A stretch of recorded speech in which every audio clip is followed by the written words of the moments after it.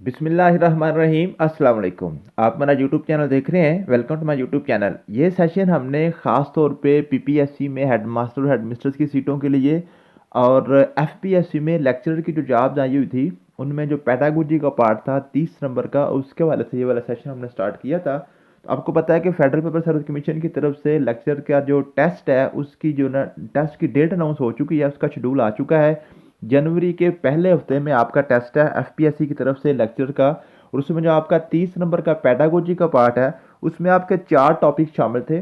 Number 1 था आपके पास teaching techniques and methodologies, ये वाला।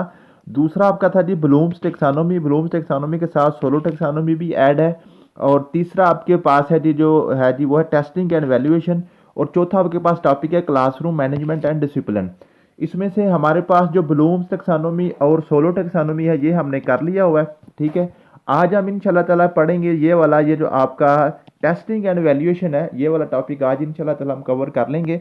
उसके बाद हमारे पास सिर्फ 2 टॉपिक्स रह जाएंगे, teaching methodologies and classroom management and discipline. ये 2 आपके टॉपिक्स रह जाएंगे। नेक्स्ट 2 डेज में इंशाल्लाह ताला ये मैं कवर कर दूंगा। तो यूं जो आपका एफपीएससी का जो सिलेबस है ना, एफपीएससी का सिलेबस वो सारे का सारा कवर हो जाएगा।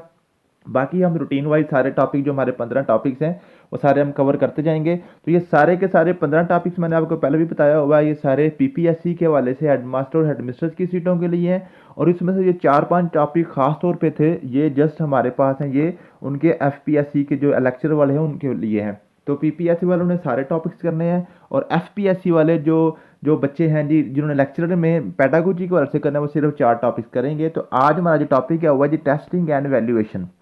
टेस्टिंग एंड वैल्यूएशन के वाले से जो आपने जो चीज़ें करनी है वो मैंने सारा आपका जो ये आपका जो है ना ये कंपाइल कर दिया है। अभी आपको मैं दिखा देता हूँ। आज हम पढ़ते हैं इंशाल्लाह ताला। आज के लेक्चर के बाद आपका ये वाला जो टॉपिक है इंशाल्लाह कवर हो जाएगा। 7 से 8 नंबर का पेपर आपका इसी टॉपिक में से आना है, testing and valuation. Testing and valuation के वाले से आप देख लें टॉपिक्स हमने कौन कौन से पढ़ने हैं। सबसे पहले हमने पढ़ना जी टेस्ट। टेस्ट की टाइप्स कौन सी होती हैं, pre test, post test, high stakes test, low stakes test. ठीक है जी, ये हमने पढ़ना है। उसके बाद हम पढ़ेंगे वैल्यूएशन क्या होती है, मेजरमेंट क्या होती है और असेसमेंट क्या होती है। ठीक है जी, वैल्यूएशन और मेजरमेंट में फ़र्क क्या होता है और असेसमेंट में इसकी क्या डेफिनेशन है। और स्कोरिंग मेथड्स के वाले से हम पढ़ेंगे। ठीक है, ये 5 टॉपिक्स आपके बेसिक होंगे। उसके बाद हम टाइप्स ऑफ क्वेश्चन करेंगे कि क्वेश्चन की कौन कौन सी टाइप्स होती हैं, क्लोज एंडेड टेस्ट क्वेश्चन कौन से होते हैं, ओपन एंडेड कौन से होते हैं, रिकॉल क्वेश्चन कौन से होते हैं, कॉम्प्रीहेंशन क्वेश्चन कौन से होते हैं, हायर ऑर्डर थिंकिंग कौन से होते हैं, प्रॉब्लम क्वेश्चन प्रोबिंग क्वेश्चन कौन से होते हैं, लीडिंग क्वेश्चन कौन से होते हैं, प्रॉब्लम सॉल्विंग क्वेश्चन कौन से होते हैं, इन्फ्रेंशियल क्वेश्चन कौन से, सिक्वेंशियल क्वेश्चन कौन से हैं और कंसीडरेशन व्हेन यूजिंग क्वेश्चन। ये तकरीबन आपके पास 10-11 टाइप्स बनती हैं क्वेश्चन के वाले से, ये आपने याद करनी है। उसके बाद हमने याद करना है टाइप्स ऑफ असेसमेंट। असेसमेंट्स की टाइप्स कौन कौन सी है उसमें आपके पास आती है प्लेसमेंट असेसमेंट है, फॉर्मेटिव असेसमेंट है, डायग्नोस्टिक असेसमेंट है, समेटिव असेसमेंट है, नॉर्म रेफरेंस असेसमेंट है, क्राइटेरियन रेफरेंस असेसमेंट है, परफॉर्मेंस रेफरेंस असेसमेंट है, ऑथेंटिक असेसमेंट है, सेल्फ असेसमेंट है, पीयर असेसमेंट है, पोर्टफोलियो असेसमेंट है, और आपके पास रूबिक बेस्ड असेसमेंट है और स्टैंडर्डाइज्ड टेस्टिंग है। ठीक है जी, और ऑब्जर्वेशनल असेसमेंट है, एडेप्टिव असेसमेंट है। ये तकरीबन 15-16 टाइप्स आपकी असेसमेंट की बनती है। और उसके बाद आपने याद करना है ये असेसमेंट मेथड्स कौन कौन से होते हैं। असेसमेंट मेथड और असेसमेंट टाइप्स, इसमें आपने फ़र्क वादा कर लेना है। तो आपका जो असेसमेंट मेथड है उसमें आपके पास रिटन टेस्ट आता है। सबसे पहले रिटन टेस्ट में आपके पास मल्टीपल चॉइस क्वेश्चन एमसीक्यूज आते हैं। एमसीक्यूज के वजह से बड़ा इंपॉर्टेंट जो क्वेश्चन बनता है हर पेपर में आता है, वो 3 जो चीज़ें हैं ना एमसीक्यूज की, जो पार्ट्स हैं, स्टेम, चॉइसेस एंड डिस्ट्रैक्टर्स, ये आपने याद करने हैं। स्टेम होता है जो जो एमसीक्यूज में जो आपका क्वेश्चन होता है ना वो आपका स्टेम होता है। ठीक है, जो आपकी स्टेटमेंट होती है।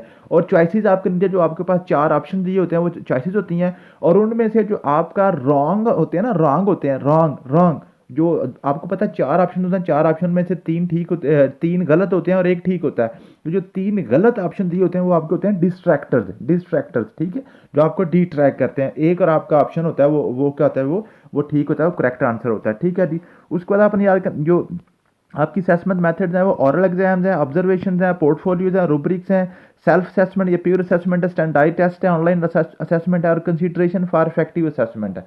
ठीक है, जो इफेक्टिव असेसमेंट कौन सी होती है। उसके बाद एंड पे आपने करना है UMC, unfair mean case. Mean के असेसमेंट में या टेस्टिंग में या एग्जामिनेशन में जो आपको जो चीज़ें आपने नहीं करनी, जिनसे रोका जाता है, जो अनफेयर मीन्स होती हैं, जो गलत होती हैं, जिनकी वजह से आपको पनिशमेंट हो सकती है, वो वाली चीज़ें आपने क्लियर करनी होती है। वो उसमें सबसे पहले आता है चीटिंग आता है, फिर फ्रॉड आता है, फिर टेस्ट सिक्योरिटी ब्रीच होता है, फिर कोलिजन होता है, फिर मिसकंडक्ट होता है, फिर उसके बाद आपके फाल्सिफिकेशन है, उसके बाद घोस्ट राइटिंग है, इनवैलिडेशन है, और उसके बाद आपके पास प्रोक्टोरिंग है, प्लेजरिज्म है, सिक्योरिटी मेजर्स हैं, एथिकल गाइडलाइंस और बाइस बाइस। ठीक है जी, बाइस क्या होता है? ठीक है जी। उसके बाद आपके पास ये नीचे मैंने पास्ट पेपर्स क्वेश्चन लिखे हुए हैं, ये इसके मैंने आंसर भी साथ हाईलाइट किए हुए हैं। और एंड पे जनाब अलाइड मटेरियल है आपके पास 100 आपका जो है ना शॉर्ट क्वेश्चन है टेस्टिंग एंड वैल्यूएशंस के हवाले से। टेस्ट एंड वैल्यूएशन का जो हमारा टॉपिक है, इसी टॉपिक के रिलेटेड आपके 100 जो है ना शॉर्ट क्वेश्चन लिखे हुए हैं। तो आप अगर आज का सारा लेक्चर अच्छे तरीके से पढ़ लेते हैं, सुन लेते हैं, तो इंशाल्लाह ताला आपका जो है ना जी ये टेस्टिंग एंड वैल्यूएशन वाले आपके 7 से 8 नंबर जो आने हैं वो आपके इंशाल्लाह कवर हो जाएंगे। तो चलते हैं जी आज हम अपने टॉपिक की तरफ। तो सबसे पहले हमने बात करनी है टेस्ट, एवेल्यूएशन और मेजरमेंट असेसमेंट और आपके पास स्कोरिंग मेथड। ये 5 पॉइंट सबसे पहले जो हमने करने हैं। सबसे पहले बात करते हैं जी टेस्ट की। टेस्ट क्या है? टेस्ट एक आपके पास स्पेसिफिक टूल है। टेस्ट जो है ना, टेस्ट हमारे पास एक स्पेसिफिक टूल है जो और instrumental design to measure the individual's knowledge. वो पूछ लेता है कि जो टेस्ट है उसके लिए क्या होता है, किसी भी इंडिविजुअल का नॉलेज या स्किल या उसकी एबिलिटीज़ को चेक करने का जो टूल होता है वो हमारे पास टेस्ट होता है। ठीक। अब टेस्ट की टाइप्स कौन सी हैं? टेस्ट की टाइप्स होती हैं, सबसे पहले आपके पास है जी प्री टेस्ट होता है किसी भी टॉपिक को पढ़ाने से पहले किसी बच्चे का टेस्ट लेना कि इस टॉपिक के हवाले से इस बच्चे के पास ऑलरेडी कितना नॉलेज है। ठीक है जी, वो प्री टेस्ट है। पोस्ट टेस्ट होता है बाद वाला टेस्ट, जो आपने पढ़ाने के बाद, जो भी टॉपिक आपने पढ़ाने के बाद फिर आपने देखना होता है कि आप पढ़ाने से पहले बच्चा किस लेवल पे था, पढ़ाने के बाद बच्चा किस लेवल पे आ चुका है। उसके बाद हाई स्टेक्स टेस्ट और low stakes test. High stakes test assessment that significantly impact student grade advancement और अपॉर्चुनिटीज। ठीक है जी, समझ आ गई है। मीन्स के समझने के जो आपके मुश्किल टेस्ट है ना, जो मुश्किल टेस्ट है, हाई जो आपके डिफिकल्ट टास्क वाले हैं वो हाई स्टेक्स हैं, और जो आपके जो मीडियोकर लेवल के या लो लेवल के या आपके जो जो समझ लें कि जो स्टार्ट पे टेस्ट होने होते हैं, ठीक है, जो आपके समर वेकेशन में, समर कैंप वगैरह में जो आपके होते हैं ना स्टैंड अप टेस्ट वगैरह होते हैं, वो आपके होते हैं लो स्टेक्स टेस्ट। ठीक है जी। उसके बाद बात करते हैं वैल्यूएशन और मेजरमेंट के हवाले से। वैल्यूएशन और मेजरमेंट दोनों में फ़र्क बड़ा इंपॉर्टेंट है, बहुत ज़्यादा पूछा जाता है। ठीक है, इसमें आपको मैं थोड़ा सा समझा दूँ। ये 3 चीज़ें आपके पास हैं। एक आपके पास है वैल्यूएशन, ठीक है जी, और उसके बाद आपके पास है जी मेजरमेंट, और दूसरा आपके पास है, तीसरा है जी आपके पास असेसमेंट। ये तीनों में आपने फ़र्क समझ लेना है। ठीक है जी। ये जो एवेल्यूएशन है ना, एवेल्यूएशन होती है वैल्यू से निकला है। वैल्यू मीन्स के किसी की आपने क्वालिटी को चेक करना है, क्वालिटी। जो मेजरमेंट है ना, मेजर से निकला है, मेजर करने का क्या मतलब होता है? मापना मीन्स के इसकी क्वांटिटी को देखना, ये क्वालिटी होती है, ये क्वांटिटी होती है, और दोनों को मिला दें तो फिर आपके पास क्या बन जाती है? असेसमेंट बन जाती है। ठीक है जी। अब वैल्यू क्या है?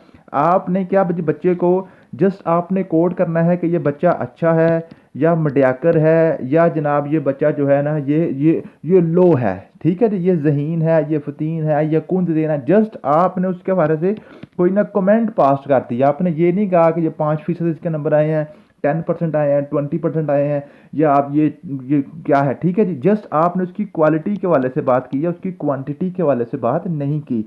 अब जो मेजरमेंट जो है ना, मेजरमेंट में क्या होता है, आप उसको नंबर्स देते हैं, क्या जी आपने किया जी, आपने 10 में से उसको 9 नंबर दे दिए, 90% उसको नंबर दे दिए। ठीक है, उसमें क्या जी, इसमें जस्ट आपके पास पास या फेल होता है, इसमें क्या होता है, टोटल आपके उसमें आपने ग्रेडिंग करके बताई होती है, ये मेजरमेंट है। और इन दोनों को मिला के जो होता है ना, जिसमें आपके जो एंड पे जो आपकी रिजल्ट शीट होती है उसमें आपके पास नंबर्स भी लिखे होते हैं, नीचे आपका ग्रेड भी लिखा होता है, A B C, pass, fail, good, excellent, average वगैरह, वो सारे उसमें जो कमेंट्स में लिखे होते हैं। तो जो कमेंट्स आपके हैं वो आपकी वैल्यूएशन है, जो आपके ग्रेड्स हैं वो आपकी मेजरमेंट है। ठीक है जी, उम्मीद है कि आपको वैल्यूएशन, मेजरमेंट और असेसमेंट में फ़र्क की समझ आ गई होगी। ठीक है जी, ये आपकी बात हो गई जी वैल्यूएशन, असेसमेंट और मेजरमेंट की बात हो गई जी। ठीक है, और उसके बाद आज अब हमने करना है जी, ये है, ये जो है हम उसके बाद हम करेंगे, ये सॉरी ये ऊपर चला गया, इसको मैं ज़रा स्क्रॉल कर लूँ जी। उसके बाद अब हमने करना है स्कोरिंग मेथड। 2 तरह के स्कोरिंग मेथड्स हैं। आपने किसी बच्चे को स्कोर देने हैं, एक आपके पास रा स्कोर होता है, जो बच्चे के स्कोर आए हैं, किसी भी बच्चे के जितने स्कोर, जितने उसके नंबर्स आए हैं वो सारे के सारे लिख दिए जाएं, वो आपके पास रॉ स्कोर है। एक है स्केल्ड स्कोर। स्केल्ड स्कोर है जो भी आपने प्री डिफाइंड कोई स्केल रखा हुआ है। फॉर एग्जांपल मैं कहता हूँ जी, आपके पास एक अजीब एक बच्चे के को स्कोर आए हैं 79, फॉर एग्जांपल 79 स्कोर आए हैं, ये उसका रॉ स्कोर है, जो जितने उसके स्कोर आए हैं, जितने उसके नंबर आए हैं वो आपने लिख दिए 79 है। अगर आप कहते हैं जी एक आप स्टैंडर्ड सेट कर लेते हैं, उस स्टैंडर्ड क्या है जी, आपने कहा लीजिए 40% वाला पास है, उससे नीचे जो है ना फेल है, तो आपके 79 वाले को हम क्या कहेंगे 40% से अबव है, ये पास है। जो अगर उसके बाद 39 है तो उसको हम क्या लिख देंगे, फेल लिख देंगे, एफ लिख देंगे। या हम कह देते हैं जी सिर्फ 40% को माइनस करके फिर आपने करने हैं कि 40% से ऊपर इसके कितने आए नंबर, 39 आए हैं, और इसके कितने जी -1 आए हैं। ठीक है, मीन के इसके 40 से एक नंबर कम है और इसके 40 से 39 ज़्यादा है। तो जो जिसके आपने एक्चुअल नंबर लिख दिए जाए वो आपका रॉ स्कोर होता है। ठीक है जी, और जो स्कोर आपने किसी स्टैंडर्ड के कंपैरिजन में लिखना होता है वो हमारे कौन से होते हैं जी, वो हमारे स्केल्ड स्कोर्स होते हैं। ठीक है जी, समझ आ गई है। उसके बाद हमारे पास है जी टाइप्स ऑफ क्वेश्चन।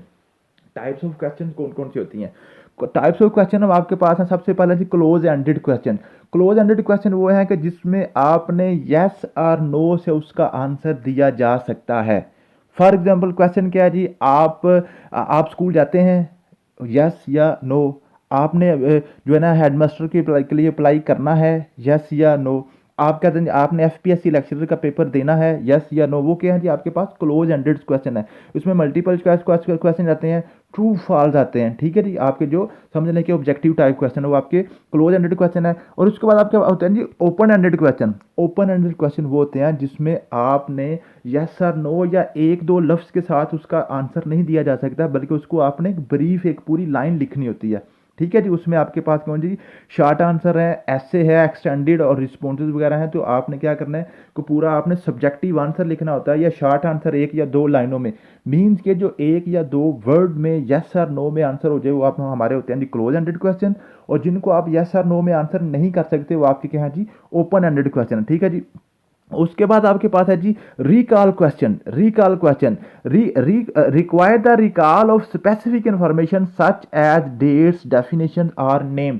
जो आपने रिकॉल होते हैं आपने क्या एज इट इज आंसर देना होता है, एज इट इज। जो आपको एक लिस्ट पूछी गई है उसी लिस्ट के मुताबिक आपने आंसर देना होता है। उसके बाद knowledge based question. Knowledge based question होते हैं कि आपने test basic understanding the memory और फैक्ट्स और कंसेप्ट, कि किसी बच्चे को आप कहते हैं कि फ़लाँ चीज़ के बारे में आप फॉर एग्जांपल आप कह देते हैं जी टेस्ट के वाले से बताएं टेस्ट क्या होता है। तो वो टेस्ट के वाले से उसने क्या होता है ना, उसने अपने अल्फाज में उसको बयान करना होता है। अब देखिए ना फैक्चुअल क्वेश्चन जो आपके रिकॉल क्वेश्चन में दो तरह के, एक आपके फैक्चुअल क्वेश्चन है, एक आपके पास नॉलेज बेस्ड क्वेश्चन है। फैक्चुअल क्वेश्चन वो है जो आपने फैक्ट बताने हैं, उसको आप अपने अल्फाज में बयान नहीं कर सकते। ठीक है जी, आप उसको अपने अल्फाज में बयान नहीं कर सकते। फॉर एग्जांपल मैं आपको कहता हूँ किसी बच्चे को आप काउंटिंग सुनाएं तो वो 1 2 3 4 5 6 7 8 ही सुनाएगा। ठीक है जी, अगर उसको मैं जो है ना जस्ट कह देता हूँ कि आप मुझे जो है ना जो है ना टेस्ट की टाइप्स बताएं, टेस्ट की टाइप्स बताएं, तो वो टेस्ट की टाइप्स को ऊपर नीचे कर सकता है, वो पोस्ट को पहले प्री को बाद में भी कर सकता है। ठीक है, उसमें अरेंजमेंट्स के वाले से वर्डिंग के वाले से कोई बंदिश नहीं होती, लेकिन फैक्चुअल क्वेश्चन में क्या होता है वो बंदिश होती है। उसके बाद आपके पास है कॉम्प्रीहेंशन क्वेश्चन। कॉम्प्रीहेंशन क्वेश्चन के आपके पास दो क्वेश्चन इसकी टाइप्स होती है, अंडरस्टैंडिंग क्वेश्चन और एक आपके पास है एप्लीकेशन क्वेश्चन। अंडरस्टैंडिंग ये होती है कि आपने कोई भी उसको पैराग्राफ दे दिया, आपने उसके अंदर से ही उसको क्वेश्चन देना है कि आप क्या करें जी, उसको उसकी अंडरस्टैंडिंग कितनी हुई है, उस पैराग्राफ के अंदर से ही उसको आंसर देना होता है। और जो एप्लीकेशन क्वेश्चन होते हैं ना, एप्लीकेशन क्वेश्चन होते हैं जो आपने उसको पैरा दिया है उससे हटकर उससे रिलेटेड कोई भी आपके पास डेटा हो तो आप उसको क्वेश्चन कर सकें। ठीक है जी, आपने किसी को फॉर एग्जांपल बच्चे को आपने जो है ना कोई पैरा उसको पढ़ाया है, उसको आपने कोई पैरा फॉर एग्जांपल आप साइंस के वाले से आपने उसको पैरा पढ़ा दिया कोई, तो उसी टॉपिक के रिलेटेड आप उस पैरे से बाहर भी कोई क्वेश्चन पूछेंगे तो वो आप क्या बोलते हैं एप्लीकेशन क्वेश्चन। मीन के जो भी उसने नॉलेज वहाँ से एक्वायर किया है उस पैराग्राफ से उसको अप्लाई कर सके किसी और सिचुएशन में। हायर ऑर्डर थिंकिंग क्वेश्चन ये है जी, ये एनालिसिस या सिंथेसिस या वैल्यूएशन, ये मैंने आपको ब्लूम्स टैक्सोनॉमी में बड़े डिटेल से पढ़ाया हुआ है। एनालिसिस क्या होता है कि आपने किसी भी इबारत को, किसी भी लाइन को, किसी भी कंसेप्ट को तोड़ के छोटे छोटे टुकड़ों में करके आपने उसको क्या करना होता है, आपने समझना होता है। सिंथेसिस होता है सारे छोटे छोटे टुकड़ों को जोड़ के आपने एक बड़ा एक कंसेप्ट बनाना होता है। और वैल्यूएशन क्या होती है कि आपने किसी भी जो भी कंसेप्ट उसकी राइट या रॉन्ग होने की आपने फैसला करना होता है कि ये बात ठीक है या गलत है, उसकी आपने वैल्यूएशन करनी होती है। ठीक है जी, उसके बाद आपके पास है जी प्रोबिंग क्वेश्चन। प्रोबिंग क्वेश्चन कि किसी को प्रोब करना, किसी को प्रोब करना मीन्स के उसको मजीद उसको आगे आगे लेके जाना, किसी को कहते हैं प्रोब कर रहा है। फॉर एग्जाम्पल ये टीवी एंकर्स के वाले से बड़ा पूछा जाता है कि ये जिसने मुझे को प्रोब किया था, उसने प्रोब करके क्या किया जी, किसी दूसरे जो है ना पॉलिटिशियन के खिलाफ उसने भड़काया, ठीक है। भड़काने वाले क्वेश्चन होते हैं कि आगे आगे उस बंदे को आप जो है ना लगाते जाएं, ठीक है जी। और उसको उसमें क्लैरिफिकेशन होती है और एक एलेबोरेशन होती है। क्लैरिफिकेशन होती है कि किसी भी कॉन्सेप्ट की क्लैरिफिकेशन के लिए आप मजीद क्वेश्चन करते जाएं उसकी क्लैरिटी तक। और एक होती है जी एलेबोरेशन, किसी भी जो है ना किसी भी कंसेप्ट को एलेबोरेट करने के लिए, वाजिया करवाने के लिए बार बार आपसे क्वेश्चन करते जाते हैं। फॉर एग्जांपल वो बंदा कहता है कि बताएं जी जो है ना एनवायरनमेंट क्या है। एनवायरनमेंट में वो कहता है जी ये ऑक्सीजन होती है, हाइड्रोजन होती है, नाइट्रोजन। वो कहता है जी बताएं जी ऑक्सीजन कितनी होती है, ठीक है जी। फिर वो ऑक्सीजन बताया 21% होती है। फिर कहता है जी बताएं ऑक्सीजन कैसे पैदा होती है, कार्बन डाइऑक्साइड कौन पैदा करता है। मीन के मजीद आप उसको रेस्पिरेशन की तरफ लेके जा रहे हैं। उसके बाद लीडिंग क्वेश्चन है। लीडिंग क्वेश्चन है Socratic question. Socratic question, question answer based method या हम टीचिंग मेथड में इंशाल्लाह इसको पढ़ेंगे। सुकरातिक मेथड बड़ा इंपॉर्टेंट क्वेश्चन है, ठीक है जी। Use a teaching method to guide students through reasoning process by asking leading question that promote critical thinking, ठीक है। ये हमने जो है ना क्वेश्चन आंसर मेथड भी पढ़ना है, सुकरातिक मेथड इसको पढ़ते हैं। मीन्स के इसमें क्वेश्चन, ये जो लीडिंग क्वेश्चन है ना, लीडिंग क्वेश्चन का मतलब होता है कि आपने इंफॉर्मेशन देनी है। आमतौर पे क्वेश्चन से के थ्रू इंफॉर्मेशन ली जाती है ना, लेकिन ये क्या मेथड है, आपने क्वेश्चन कर करके बच्चों को, आप ऐसा क्वेश्चन करेंगे बच्चे को उसका आंसर नहीं आ रहा तो आप उसका क्वेश्चन भी खुद करेंगे, फिर उसको असिस्ट करके उसका आंसर भी खुद देंगे, तो आप उसको इन्फॉर्मेशन आप दे रहे हैं, उसकी इन्फॉर्मेशन आप ले नहीं रहे, ठीक है जी। उसके बाद आपके पास है प्रॉब्लम सॉल्विंग क्वेश्चन है, मैथमेटिकल प्रॉब्लम्स और केस स्टडीज वगैरह, ठीक है जी। मैथमेटिकल क्वेश्चन के वाला रीजनिंग, एनालिटिकल रीजनिंग वाला क्वेश्चन होते हैं, ठीक है जी। और केस स्टडीज होते हैं कि आपने कोई भी पिछली एग्जाम्पल जो है ना कोई हिस्ट्री वगैरह को पढ़ के तो आपने क्या करना होता है, प्रॉब्लम सॉल्विंग क्वेश्चन करने होते हैं। उसके बाद आप क्या पता है इन्फ्रेंशियल क्वेश्चन। इन्फ्रेंशियल क्वेश्चन आपके पता है प्रिडिक्टिव, प्रिडिक्ट किसी चीज़ के बारे से प्रिडिक्ट करना, ठीक है। और इन्फ्रेंस, इन्फ्रेंस होता है जी आपने किसी भी चीज़ का कंक्लूड करना, किसी को आपने, ये आप समझ लें कि ये जो है ना आपके इंडक्टिव और डिडक्टिव मेथड वाला है।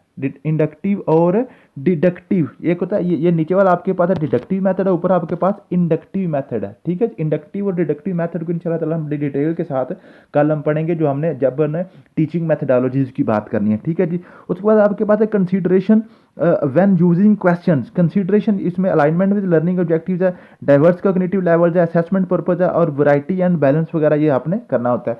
उसके बाद हम बात करते हैं टाइप्स ऑफ असेसमेंट की।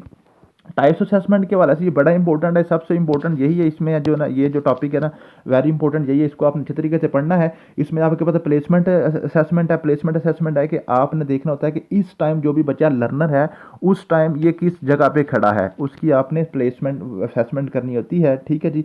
उसके बाद आपके फॉर्मेटिव असेसमेंट, फॉर्मेटिव असेसमेंट होती है कि जब भी आप लेक्चर पढ़ा रहे हैं किसी बच्चे को तो साथ साथ जो ड्यूरिंग स्टडी जो आपने उसका जो उसकी असेसमेंट लेनी होती है ना, जैसे आप फॉर एग्जांपल बच्चे को पढ़ा रहे हैं तो आप डेली क्लासरूम टेस्ट लेते हैं साथ साथ, ठीक है। पढ़ाते हुए बार बार आप उसी कंसेप्ट के बारे से पूछते हैं तो आपकी फॉर्मेटिव असेसमेंट है।